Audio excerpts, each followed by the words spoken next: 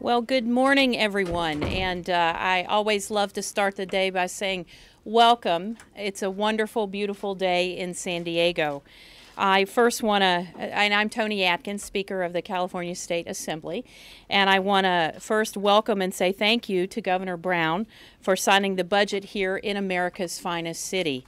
I also want to thank, of course, my colleagues, Senate President Pro Tem Darrell Steinberg, our budget chairs who are here today, Assemblymember Skinner, and Senator Mark Leno couldn't be here but was integral to this process.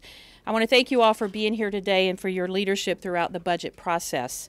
I also want to acknowledge my colleague from the Senate, but San Diegan Senator Hueso is also here today. You know, tomorrow is the summer solstice, which will be the longest day of the year. So it's appropriate we're here today because this budget is another sign that things are getting brighter. Things are getting brighter for K through 12 schools that got new funding and get paid back some money that's been owed them for years. Things are getting brighter for children whose families are struggling to work their way out of poverty. And things are getting brighter for students who will be able to better afford college. For the first time in almost a decade, we have a budget that actually includes investments that will make a lot of people's lives brighter. Veterans who need help accessing their benefits and services that they have earned.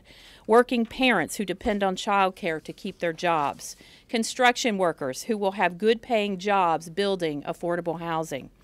And of course, we all know there will be shorter days ahead, too. So we plan for the future and prepare for emergencies by responsibly paying down debt and building reserves. And the budget reflects the parameters of the Rainy Day Fund that the legislature unanimously approved last month. No budget is perfect, and no one got everything that they wanted. But with this budget that ensures stability and expands opportunity, we have the chance to put the Great Recession even further behind us. We have the chance to go even further in restoring California as the place that provides our kids with the best education and good jobs. And we have the chance to go even further in ensuring that the California dream shines even brighter for everyone in the Golden State. And Governor, while you're here, I want to thank you for California Competes. We unveiled $30 million in tax credits to expand and help businesses. And hopefully on your way out of San Diego, we can stop by Petco and pick up a few things from one of those businesses that made use of those tax credits so that you can take a little kibble home for Sutter. Welcome. And with that, I want to turn it over to my colleague and wonderful friend, Senator and President Pro Tem Darrell Steinberg. Thank you very much, Madam Speaker.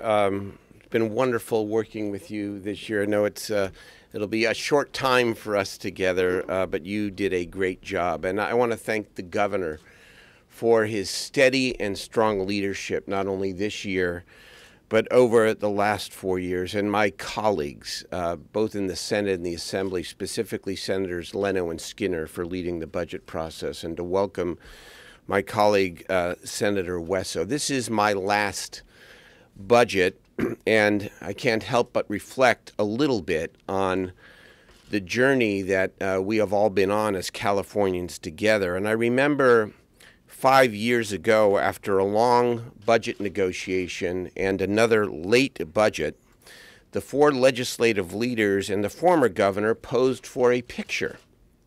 And maybe out of a sense of just great relief that the budget was over, we all had big smiles on our faces. And I remember a number of people coming up to me at the time saying, you know, that picture was rather odd because there's really no reason to smile because there's not much to celebrate. And so 5 years later, again, my last budget, I actually stand here with a big smile, because there are many reasons to celebrate.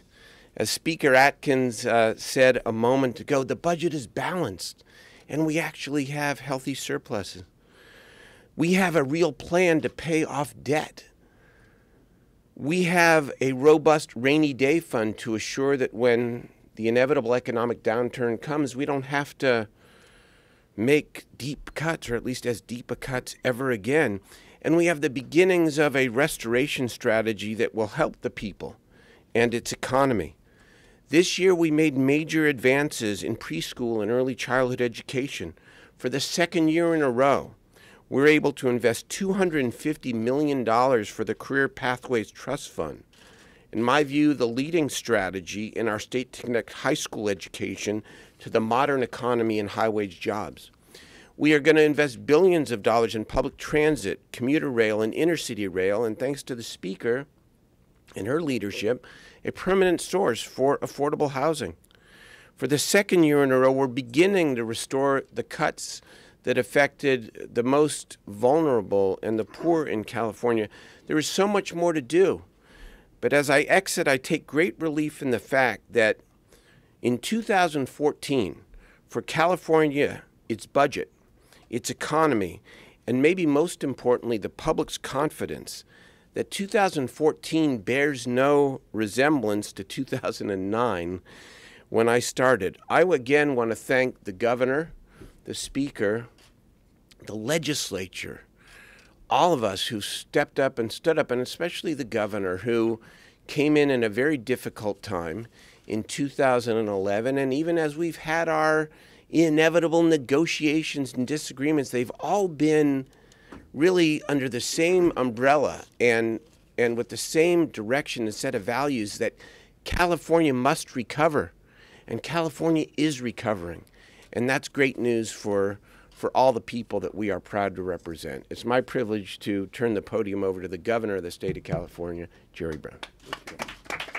Thank you.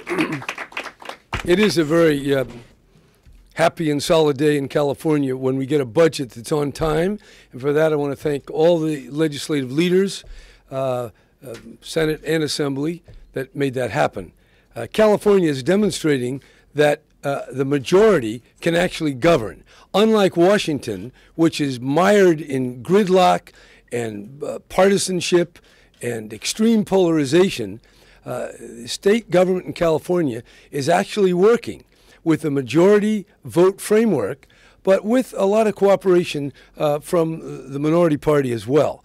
What this budget shows is a balance, paying down debts, putting almost $10 billion into our public schools, creating a rainy day fund, and starting to really pay up and shore up our teachers' retirement fund. So this is a good day, and it's also a day when our unemployment rate is now down to 7.6. It was up there at 12.2.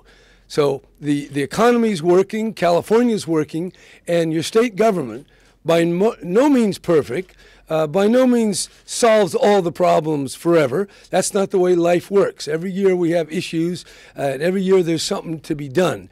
But today I think we can be very proud of the fact that your government is working. It's fiscally responsible, and not only just for the moment, but paving the way for very long-term fiscal stability. Be glad to, no, now we have to sign the bill, and then I'll answer some questions. Wonderful. Now this is a pretty good size set of words here called the budget.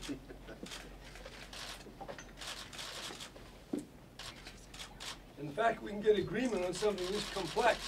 That tells you that agreement is quite significant. Yes.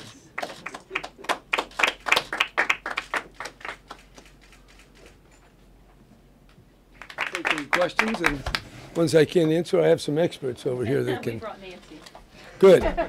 Anybody have a? Yes. I have a couple of questions. What brings you to San Diego this morning to sign the budget? And second question is, with Kevin McCarthy's rise to majority leader, do you anticipate any further setbacks with the high-speed rail?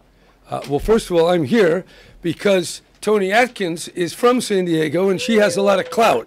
So San Diego is being well represented in Sacramento, and we're here to demonstrate that. In terms of the new majority leader, our high-speed rail program is on track. This budget will provide $250 million every year for the next 10 years toward that end. But no, the battles aren't over.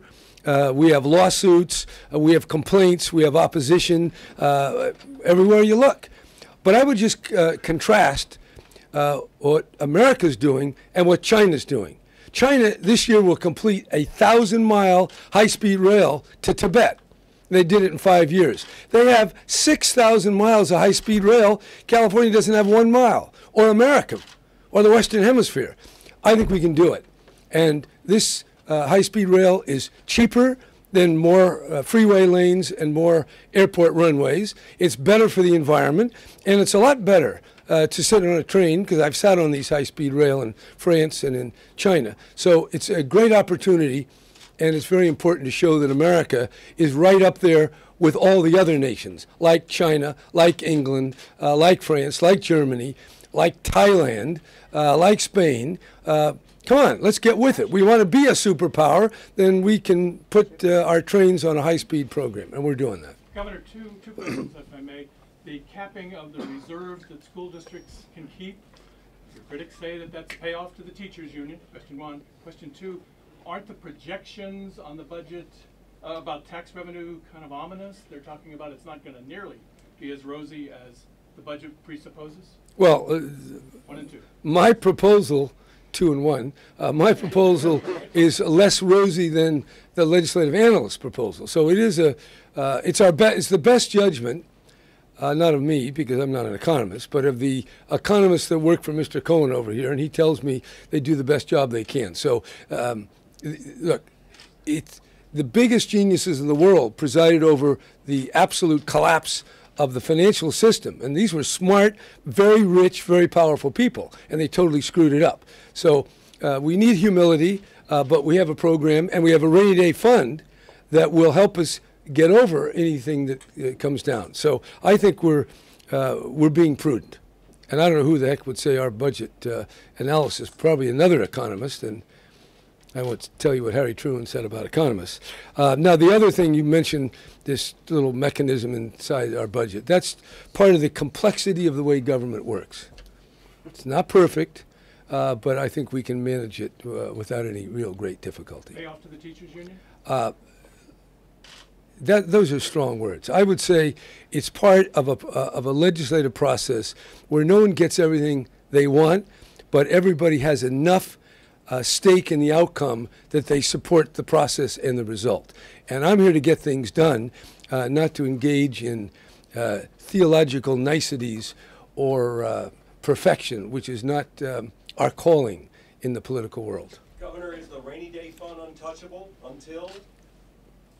Well, until we need it. Yeah, but is it untouchable? Yes. Well, it is certainly going to be untouchable for the next 4.5 years if the election turns out as I think it will. The voters decide. Yeah. Oh, yeah, we got to get the voters to decide. I forgot about that. Thank you, Tony. Yeah, we got to do that. That's the main thing. Well, campaign. It looks pretty good, though. And I have to tell you, this rainy day fund is a real fund. We're putting money into it. It's much tighter than the one that Governor Schwarzenegger created. So it does represent a real commitment to prudence and fiscal balance. So that's good. Now, somebody's going to say, oh, we want more, or we don't like this. This is an imperfect process. But when I compare California to what I see going on in the rest of the country, we're making real progress here. Governor Brown, there are questions about we've got this high-speed rail that you're looking at, $68 billion, and then you've got the California retiree health benefits, which have kind of been pushed aside each budget, and it's about $70 billion. What's going to happen with that? Like, how are we going to fund that? What will happen to that is the same thing that's been happening with all these other issues. When I ran for governor, I didn't realize the deficit was going to be $27 billion, or how we were going to fix it, but we did. Or how we're going to create a rainy day fund, or how we got our unemployment rate down from 12.2 to 7.6. So just a couple of years ago, people said, gee, you didn't get your tax that you wanted from the Republicans. Well, then we got it from the people a year later. So I can't do everything in 1 year or even 4 years. That's one of the reasons why I'm running for another 4 years. But have no doubt, the same achievements and progress we made in these 4 years will happen in the next 4 years, and we'll tackle the retiree health fund. That's a serious problem. But we've already done the pensions for public employees. We're tackling the teachers' retirement fund. We got the rainy day fund. So, one thing at a time. I mean, we've actually seen more achievement than has been the case for many, many years, if not decades. Governor? Yes. You talk in Senator Stenger also talk about vulnerable communities. Yes. In the state of California. Education has been broken in the last years. is this budget is gonna try to monitor and see that the right funds goes to the right inner city communities that are suffering the most in this time of time, in Well, education? okay, this budget is for the first time sends billions of dollars to school districts based on the number of children from low-income families, based on the number of children that do not speak English at home, and based on the number of foster care kids.